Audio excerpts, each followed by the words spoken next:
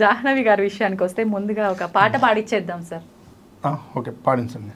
జాహ్నవి గారు మా అందరి కోసం ఒక్కసారి, అంటే లైవ్ లో చూడలేదు కదా, ఒకసారి ఆ ఫీలింగ్. అమ్మ పాడే జోల పాట అమృతాని కన్న తీయనంట, అమ్మ పాడే లాలి పాట తేనెలూరి పారే ఏరులంట, నిండు జాబిలి చూపించి రెండు బుక్కలు గిల్లేసి, నిండు జాబిలి చూపించి గోటితో బుక్కను గిల్లేసి, ఉక్కును పట్టి ఊయలలోపే అమ్మాలాలనా, ఊపిరి పోసే నూరేళ్ళ నిండు దీవేనా. సూపర్ అండి, అస్సలు సూపర్గా పాడుతున్నారు. నిజంగా తెలుగు రాదు అని విన్నా. అసలు ముందుగా పాటకు అప్రిషియేషన్స్ ఇచ్చే ముందు తెలుగు రాకుండా మా అందరం తెలుగు వచ్చిన వాళ్ళం ఏదో ఒక పాట పాడాలి అంటేనే ఎంతో కష్టపడతాం, ఆ ఉన్న పదాన్ని కూని చేసేస్తాం. మీకు ఇబ్బంది అనిపించిందా? అనిపించలేదు. అనిపించలేదు. ఓకే, ఎందుకని అనిపించలేదు? అనిపించాలి కదా యాక్చువల్గా తెలుగు రానప్పుడు. मतलब तेलुगु अम्माई ने तो इतना नहीं लगा है ना. నాకు సంబంధం లేదు, అడిగింది నిన్ను. అయ్యో, మీరు హెల్ప్ చేస్తారని చూస్తున్నారు సార్ పాపం. ఆల్రెడీ నేను హెల్ప్ చేసిన మంత్స్, కొన్ని నెలలు హెల్ప్ చేసిన. అది పాట విషయంగా కదా సార్ ఇప్పుడు మాట్లాడాలి. ట్రై చేస్తున్నా. Very good. ట్రై చేస్తున్నా, ట్రై ఇంగ్లీష్ అయిపోయింది, చేస్తున్నా తెలుగు. ఓకే, ప్రయత్నిస్తున్నా. Okay, super. నిజంగా మీ పాట విని అందరికి అమృతం పోసినట్టయితే ఎవరికుందో, మీరు ఇచ్చిన ఇంటర్వ్యూలో అంటే తనకి తెలుగు రాదు అనగానే మీ ముద్దు ముద్దు ఆ క్యూట్ క్యూట్ తెలుగు పదాలు వినటానికి వెయిట్ చేస్తున్నారు జనాలు. ఓకే సార్, నేను ఒక అంటే ఈ టాపిక్ నుంచి పక్కన వస్తే మధ్యలో ఒక విషయం అడగాలనుకుంటున్నా. మీరు జగన్ గారి దగ్గర ఒక సాంగ్ పాడే అవకాశం మీకు వచ్చింది, ఎలా వచ్చింది, ఏంటి ఆ సాంగ్? మళ్ళీ మా అందరి కోసం ఒకసారి. సంక్రాంతి పండుగ కోసం అని ముఖ్యమంత్రి గారి ఛాంబర్ నుంచి కాల్ వచ్చిందండి. అక్కడ నాకు బాగా తెలిసిన అన్న చెవిరెడ్డి భాస్కర్ రెడ్డి అన్న, ఆయన ఇక్కడ ఉన్న మన మా వాళ్ళందరితో ఎక్కువ టచ్లో ఉంటాడు. ఆయనకు మా సాహిత్యం, మా పాటలు అంటే బాగా ఇష్టం, బాగా అప్రిషియేట్ చేస్తారు, ఆయన బాగా వింటారు పాటల్ని. అట్లా అక్కడ ప్రస్తావన వచ్చినప్పుడు నా పేరు కూడా చెప్తే నేను వెళ్ళినప్పుడు అక్కడ ఆ సంక్రాంతి పండుగలో పాట పాడినాం. అది కూడా ఎందుకు పాడినానంటే, ఈ నెట్వర్క్ యుగంలో కూడా ఇంత అప్డేటెడ్ ప్రపంచంలో ఉండి కూడా జగన్ అన్న ఫోన్ వాడడు అంటే నాకు నిజంగా చాలా చాలా ఆశ్చర్యం అనిపించింది. ఆయన ఫోన్ వాడకుండా రాష్ట్రాన్ని నడిపించే పనిలో ఎంత నిమగ్నమై ఉన్నాడో, మన చేతుల్లో ఫోన్ ఉండి మనం ఎంత చెడిపోతున్నామో అన్నం చూసి నేర్చుకోండి అని వచ్చిన మెసేజ్ చెప్పిన. ఓకే, అది మీరు ముందుగానే రాసుకున్నారా సార్ అప్పటికప్పుడు? లేదు, నేను రాసిన పాటే అది, ఇంతకుముందు రాసుకున్న పాటే. కాకపోతే అక్కడికి వెళ్ళిన తర్వాత నాకు అన్న ఫోన్ వాడడు అంటే అసలు ఎగ్జైట్మెంట్, విపరీతమైన ఎగ్జైట్మెంట్. ఈయన ఫోన్ వాడకుండా ఒక రాష్ట్రాన్ని నడుపుతానంటే ఎంత గ్రేట్ అనిపించింది. సహజంగా సెల్ ఫోన్ ఉండాలి. ఇక్కడ మా దగ్గర కేటీఆర్ అన్న ఫోన్ వాడతారు. ట్విట్టర్లో ఆయన ఒక రకమైన లీడర్. ఆయన సోషల్ మీడియాని బాగా దాని నుంచి బాగా యాక్టివ్గా ఉంటాడు, దాని నుంచి చాలా హెల్ప్ తీసుకుంటాడు. దాన్ని ఆయన అప్డేట్ చేస్తూ ఉంటాడు, అప్డేట్ అవుతూ ఉంటాడు. అతను ఒక రకమైన పొలిటీషియన్. ఆయనేమో దీన్ని వాడుకున్నాడు టెక్నాలజీని. కానీ జగన్ అన్న టెక్నాలజీని పక్కన పెట్టి టెక్నాలజీ టైంని నడిపిస్తాడు. ఒక 5 ఏళ్ళు నడిపించాడు, మామూలు విషయం కాదు కదా. అట్లా నాకు సెల్ ఫోన్ వాడి దుర్వినియోగం అవుతున్న వాళ్ళ జీవితాల లోపల ఈ అన్నను ఆదర్శంగా తీసుకోండి, సెల్ ఫోన్ ఎక్కువ వాడొద్దు అని చెప్పేసి అని చెప్పాలనిపించి చెప్పిన.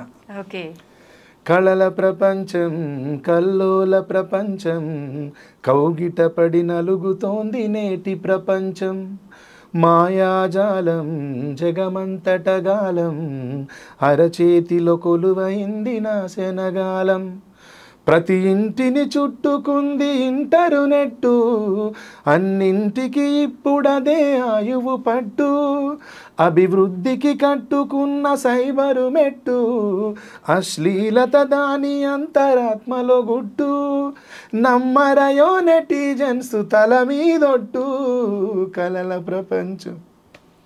అట్లానే అది ఆ రోజు ప్రజెంట్ చేసేసిన. వింటుంటే అనిపిస్తుంది సార్, నిజంగా ఇంత ఉందా ఫోన్ వల్ల మనకు ఇబ్బంది? ఫోన్ వల్ల మంచి కూడా ఉందండి. ఫోన్ వల్ల మంచి ఉంది. మనం ఇక్కడ 6 ఆకలితో ఉన్నాం అంటే అన్నం కూడా ఫోన్ ఇక్కడికే తెచ్చిస్తే మనకి. ఇన్ కేస్ మన అమ్మో నాన్నో ఎవరైనా ఎక్కడో దూరంగా ఉన్నారు అంటే కూడా వాళ్ళని ఇమీడియట్గా మన దగ్గర తీసుకురావడం కూడా ఫోన్ మనకు ఉపయోగపడుతుంది. అంటే దీంట్లో మంచిని వాడుకోవడంతో పాటు చెడుని ఎక్కువ వాడుకున్నప్పుడు దానివల్ల చెడు ఫలితాలు వస్తాయి అనే విషయాన్ని చెప్పినాను. కొత్త సెల్ ఫోన్ వచ్చిన కొత్తలో, చాలామంది వాట్సాప్ వచ్చిన కొత్తలో, తర్వాత ఇన్స్టాగ్రామ్ వచ్చిన, టిక్ టాక్ అయితే అత్యంత భయంకరమైంది. దానివల్ల కొన్ని కాపురాలు కూలిపోయినాయి, కొన్ని జంటలు విడిపోయినాయి, కొన్ని సంబంధాలే తెగిపోయినాయి. అసలు భార్యాభర్తల మధ్య ఎన్ని తగాదాలు వచ్చినాయో అది ఉన్నంతసేపు, టిక్ టాక్ ఉన్నంతసేపు నా మనసులో రోజు ప్రామిస్ దాన్ని తిట్టుకున్నట్టు ఈ భూమి మీద నేను ఎవరిని తిట్టలేదు ఇప్పుడు. టిక్ టాక్ అనే యాప్ను ఇరిటేషన్ నాకు అది ఓపెన్ చేస్తే, అది పోవాలి పోవాలి పోవాలి, అది ఉండద్దు ఉండద్దు, ఎవరైనా బ్యాన్ చేయాలి చేస్తే బాగుండు, దీని ఎవరైనా ఫైట్ చేస్తే బాగుండు అని అనిపించేది. మస్తు హ్యాపీ ఫీల్ అయి ఉంటారు సార్ మీరు. ఫీల్ అవ్వడం ఏందండి, పాటే రాసిన నేను కరోనా టైంలో. కరోనా వచ్చింది, కరోనాలో కూడా వీడియోలు చేస్తున్నారు టిక్ టాక్లో. కరోనాలో ఎంత కామెడీ చూడండి. బ్రతుకుందో బ్రతకదో ప్రపంచం గ్యారంటీ లేని ఫైనల్ జోన్లో ఉన్నాం మనం, డేంజర్ కాల్లో, ఫైనల్ కాల్లో ఉన్నాం. అక్కడ కూడా కరోనా మీద కామెడీ చేస్తూ జోకులు చేస్తూ పెట్టినారు. ఇంకా చాలామంది చాలా రకాలుగా పెడుతుంటే చూసి నాకు ఇరిటేషన్ వచ్చి ఆ పాట కరోనా మీద రాయాలని వచ్చినప్పుడు టిక్ టాక్ కూడా రాసిన. అది ఎక్కడ పుట్టింది అని చెక్ చేసిన ఒకరోజు కూర్చొని గూగుల్లో. అది చైనాలో పుట్టింది. కరోనా ఎక్కడ పుట్టింది? చైనాలో పుట్టింది. ఓకే, ఆ రెండు విషయాలని, చైనా మీద కరోనా మీద ఉన్న కోపాన్ని, ఆ రెండింటితో పాటు నాకు ఎప్పటి నుంచో రగులుతున్న టిక్ టాక్ కోపాన్ని అక్కడ మంట పెట్టి వదిలిపెట్టినాయి. మొత్తం చూపించేశారు. కరోనా నుండి బయటపడితే బతికి బట్ట కడితే, ఈ కష్టకాలాన్ని ఎదుర్కొని మనం బతికి ఉంటే, నేను చెప్పింది చెయ్యాలే మన దేశము, లేదంటే తప్పదయ విధ్వంసము. ఇది పల్లవి. ఒక చరణంలో చెప్తా, లోకాన్ని చైనా లోబరుచుకుంటూ పుట్టినోడికి ఆట బొమ్మలిచ్చింది, ప్రతి ఒక్కరికి సెల్ ఫోను ఇచ్చింది, ఉద్యోగికేమో కంప్యూటర్ ఇచ్చింది, ఇంతమందికి ఇచ్చి ఆడవారికి స్పెషల్ టిక్ టాక్ ఇచ్చి లేపింది చైనా జగమంత పిచ్చి, కరోనా నుండి బయటపడితే బతికి బట్ట కడితే అని చెప్పిన. ఆడ నాకు ఆ సందర్భం కుదిరింది, చెప్పాలనిపించి చెప్పిన. నరేంద్ర మోడీ గారు నేనేదో వెళ్ళి ఆయన దగ్గర ప్రాధేయపడి, సార్ దీన్ని బంద్ చేయండి సార్ అని నేను మొరపెడితే విని చేసినట్టుగా చైనా వస్తువుల్ని బ్యాన్ చేయడంతో పాటు ఆ యాప్ని ఫస్ట్ బ్యాన్ చేసిన. నేను ఆ రోజు ఫుల్ సెలబ్రేషన్ చేసిన. మ్యారేజ్ డేనో బర్త్డేనో చేసినట్టుగా టిక్ టాక్ బ్యాన్ రోజు.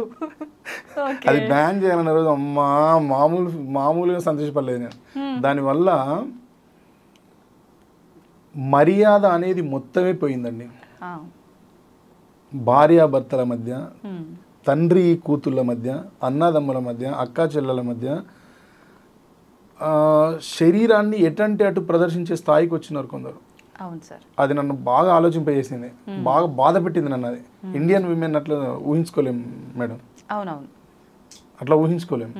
అది ఎందుకో నాకు అది బాగా నన్ను బాధించింది, కానీ దానికి ఫుల్ స్టాప్ వచ్చింది. అట్లా నాకు కొన్ని ఉన్నాయట్లు ఏదో తోచినట్లు రాసింది. నిజంగా సూపర్ సార్. ఆ టైంలో కూడా మీరు దానికి చెలించి అట్లా రాయటం అనేది నిజంగా గ్రేట్. దాంట్లో చాలా విషయాలు ప్రస్తావించిన పాటలో, వినాశనాలన్నీ మేడు ఇని చైనా, చైనాకు రెండవ పేరే కరోనా, కరోనా నుండి బయటపడితే అని. ఈ అట్మాస్ఫియర్ మొత్తం రాసిన దాంట్లో. వేసేటి స్విచ్, వెలిగేటి లైటు, తిరిగేటి ఫ్యాను, ఒరిగేటి సోఫా, చూస్తున్న టీవీ, కూర్చున్న మంచం, తింటున్న కంచం, ఇల్లంతా వ్యాపించి ఉన్నది చైనా, సిగ్గుంటే కొనవద్దు ఇక మీదటైనా. వార్నింగ్ ఇచ్చిర్రు అందరికి ఒక రకంగా. వార్నింగ్ నేను కాదండి, కవి. కవికి ఒక్కొక్కసారి కవి లోపల ధిక్కార స్వరం అనేది ఉంటుంది. వాడిని సమాజం గౌరవిస్తుందండి, సురేందర్ని కాదు. సురేందర్ చెప్పలేదు అది, నా లోపల ఉన్న కవి ఈ సమాజంతో 20 సంవత్సరాలుగా సంబంధం కలిగి ఉన్న కవి చెప్పిండు.